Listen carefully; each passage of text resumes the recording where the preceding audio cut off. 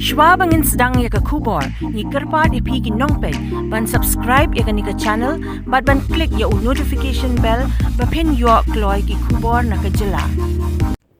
Hadien ka jingrai sangeh pynpoi umphñiang ka Assam Petroleum Mazdoor Union shipor shah ka Jylla Meghalaya namar ki jingiakhih na ka shah siat yam jong ngut ki mynsiem Mukroh ki bor Pulit jong Ri Bhoi district mynta ka sngi kila leit ban synran bat Pahara ya ki kali ket umphñiang na do jarabat khnang bakan omdon kanu ka jingthut bat ka shah pendik ha ka lenti baki yat hadu bakin dapoi shah ka jaka baki thmu ban leit.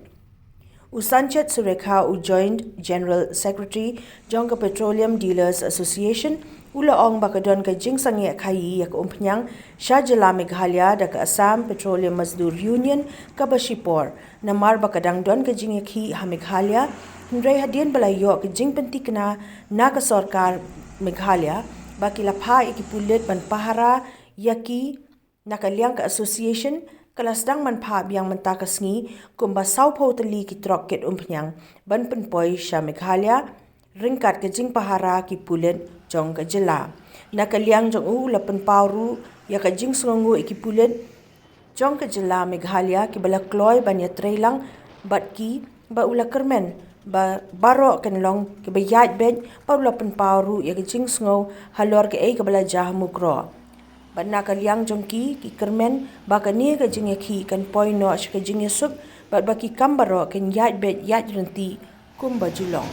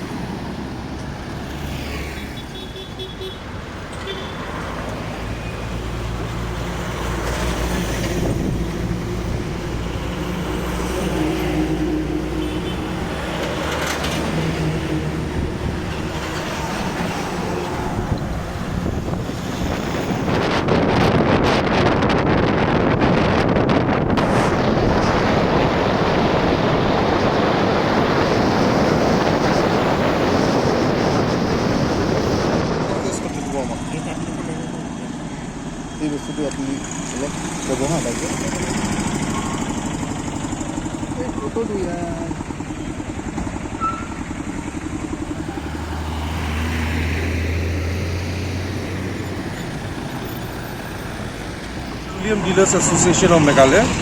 I'm the Joint General Secretary. What is happening here is that since yesterday,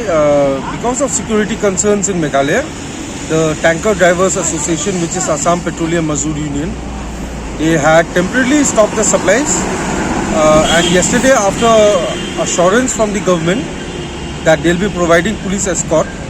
so today the supplies to Meghalaya have resumed. And the Meghalaya police, as you can see in the background, they are stationed here in Jorabat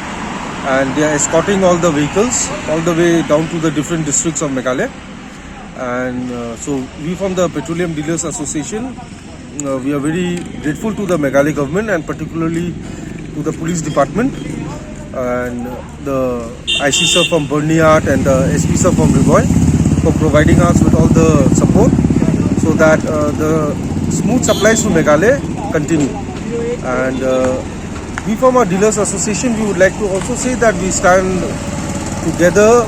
and it was a very sad event that we had to lose so many lives, and we hope and pray that peace and prosperity will continue within our state of Meghalaya. Thank you.